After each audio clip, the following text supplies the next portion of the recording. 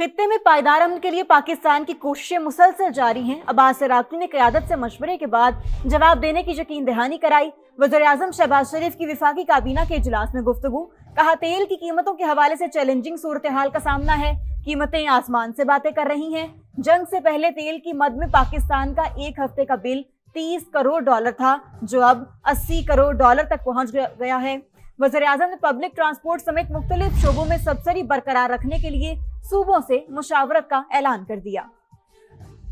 امن کے لیے کاوشیں پاکستان کی ہنوز جاری ہیں، مسلسل جاری ہیں، اس میں کوئی کمی نہیں آئی۔ عباس عراقچی جو ہمارے بھائی ہیں فارن منسٹر ایران کے، وہ تشریف لائے اپنی ٹیم کے ذریعے۔ مجھے انہوں نے یقین دلایا کہ میں اپنی قیادت سے مشورہ کرنے کے بعد انشاءاللہ جلد آپ کو جواب دیں گے۔ خام تیل کی قیمتیں دوبارہ آسمان سے باتیں کر رہی ہیں۔ پرسوں جو جمعہ ہے اس دن پھر ہم نے نئی قیمتوں کا تعین کرنا ہے، جو عالمی منڈیوں میں جو صورتحال ہے، تو یہ ایک چیلنجنگ صورتحال ہے۔ جنگ سے پہلے ہمارا ایک ہفتے کا بل $300 ملین تھا، تو آج وہ $800 ملین میں پہنچ گیا۔ جو کمیٹی ہے جو صوبوں کے ساتھ انٹریکٹ کر رہی ہے، اس کمیٹی کو میں نے گزارش کی ہے کہ ایک مہینہ جو صوبے اپنی تائیں فیڈرل گورنمنٹ کے ساتھ مشاورت میں جو سبسڈیز دے رہے تھے، ان کو آئندہ بھی کنٹینیو کرنے کے لیے ان سے گفتگو کا آغاز کیا جائے۔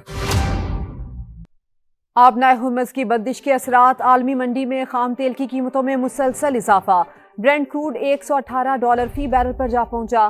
امریکی خام تیل $106 فی بیرل پر ٹریڈ۔ غیر یقینی صورتحال کے باعث پاکستان سٹاک مارکیٹ بھی لرز گئی۔ 2588 پوائنٹس کی کمی، 100 انڈیکس 1,66,582 پر بند ہوا۔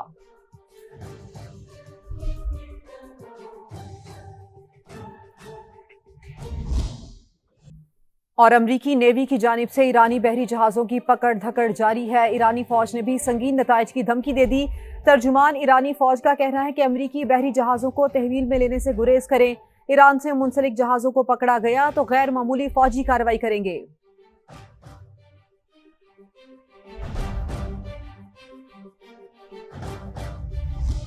امریکی نائب صدر نے پینٹاگون کی بریفنگز پر شکوک و شبہات کا اظہار کر دیا۔ امریکی جریدے دی اٹلانٹک کی رپورٹ کے مطابق فوجی قیادت صدر ٹرمپ کو جنگ کی مکمل اور درست معلومات فراہم نہیں کر رہی۔ جے ڈی وینس نے بند کمرہ میٹنگز میں کئی بار سوال اٹھایا کہ پینٹاگون کی بریفنگز مکمل اور حقیقت پر مبنی ہیں یا نہیں۔ نائب صدر نے میزائل ذخائر میں کمی پر تشویش کا اظہار کیا۔ صدر ٹرمپ کو بھی میزائل ذخائر میں کمی سے آگاہ کر دیا۔ امریکی نائب صدر جے ڈی وینس کو مذاکرات میں فیصلے کا اختیار نہیں تھا۔ وہ مذاکرات میں بار بار فون کالز کرتے رہے۔ امریکی مذاکراتی ٹیم نے متعدد شخصیات کو فونز کیے۔ ایرانی مذاکراتی وفد کے رکن پروفیسر سید محمد مرندی کا دعویٰ، روسی ٹی وی کو انٹرویو میں کہا کہ جنگ کے دوران عوامی حمایت کے بغیر کچھ نہ کر پاتے۔ عوام نے فوج کا بھرپور ساتھ دیا اور دشمنوں کے حملوں کو ناکام بنایا۔ امریکہ اور برطانیہ میں پھر ٹھن گئی۔ کنگ چارلز متفق ہیں کہ ایران جوہری ہتھیار نہیں رکھ سکتا۔ امریکی صدر کا برطانوی شاہی جوڑے کے اعزاز میں عشائیے سے خطاب۔ کنگ چارلز نے اپنی گفتگو میں ایران جنگ کا ذکر نہیں کیا۔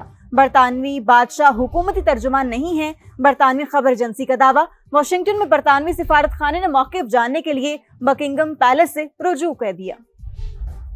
صدر ٹرمپ نے کنگ چارلز کے کندھے پر رکھ کر بندوق چلا دی۔ امریکہ اور برطانیہ میں ایک بار پھر ٹھن گئی۔ وائٹ ہاؤس میں عشائیہ، صدر ٹرمپ نے کہا ایران جوہری ہتھیار نہیں رکھ سکتا۔ کنگ چارلز بھی ہمارے موقف سے متفق ہیں۔ صدر ٹرمپ کے بیان پر برطانوی خبر رساں ایجنسی نے کہا شاہ چارلز نے گفتگو میں ایران جنگ کا ذکر کیا، نہ ہی وہ حکومتی ترجمان ہیں۔ واشنگٹن میں برطانوی سفارت خانے نے موقف کے لیے بکنگم پیلس سے رجوع کا کہہ دیا۔ برطانیہ کی شاہی روایت کے مطابق بادشاہ کے ساتھ ہونے والی نجی گفتگو کو عام نہیں کیا جاتا۔ برطانوی وزیر اعظم کئی بار کہہ چکے ہیں کہ وہ ایران جنگ میں امریکہ کا ساتھ نہیں دیں گے۔ کیئر سٹارمر کے بیانات پر صدر ٹرمپ نے انہیں تنقید کا نشانہ بنایا تھا۔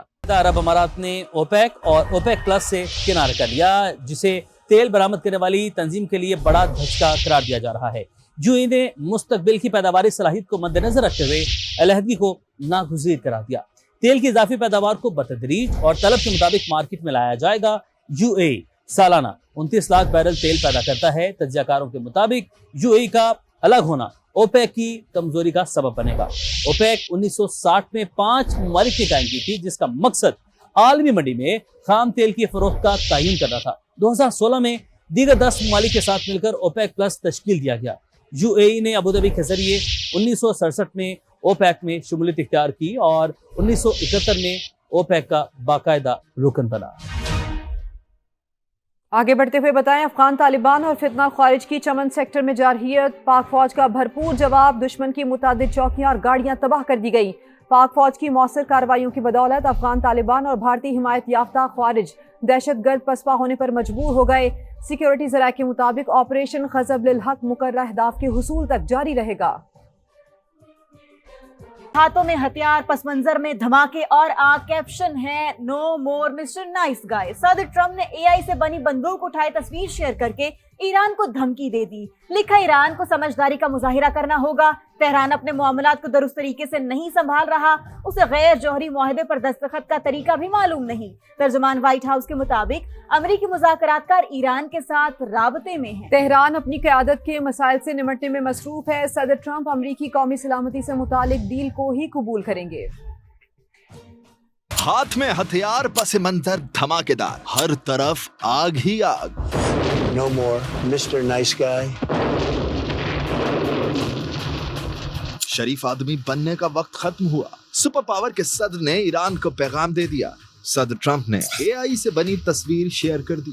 लिखा, तेहरान को गैर जौहरी मुआहदे पर दस्तखत का तरीका भी मालूम नहीं। ईरान अपने मामला दुरुस्त करे, जल्द समझदारी का मुजाहिरा करे। सदर ट्रंप ने हथियार दिखाकर धमकी दी तो तर्जुमान व्हाइट हाउस ने मुज़ाकरात की बात की। कहा, अमरीकी मुज़ाकरातकार ईरानियों के साथ राब्ते में है। तेहरान इस वक्त अपनी क़यादत के मसाइल से निपटने में मसरूफ है। सदर ट्रंप अमरीकी कौमी सलामती से मुताल्लिक डील को ही कबूल करेंगे। अमरीका ईरान के जंग के दौरान अमरीकी वजीर जंग की पहली बार कांग्रेस के हाउस आर्म्ड कमेटी में पेशी। अमरीका के बेहतरीन मुज़ाकरातकार डील की कोशिश कर रहे हैं। सदर ट्रंप ने वाज़े किया, ईरान कभी जौहरी हथियार नहीं रख सकता। पीट हेग्सेट की ब्रीफिंग, जनरल डैनकेन ने कहा कि जंग के दौरान कामयाबी से अहदाफ हासिल किए, हमें अपनी अफवाज को मजीद जदीद बनाने की जरूरत है। Trump, unlike other presidents, has had the courage to ensure Iran never gets a nuclear weapon, and he's ironclad in that.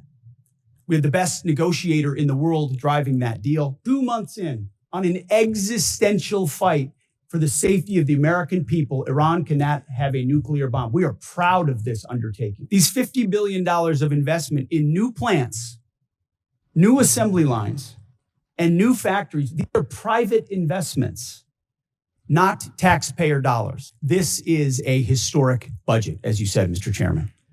This is a fiscally responsible budget. President will employ national force and power based on the political and security situations that a president deems appropriate to use that military force. There's always trade-offs in all of these things. I'm confident that the president always carefully considers these readiness trade-offs.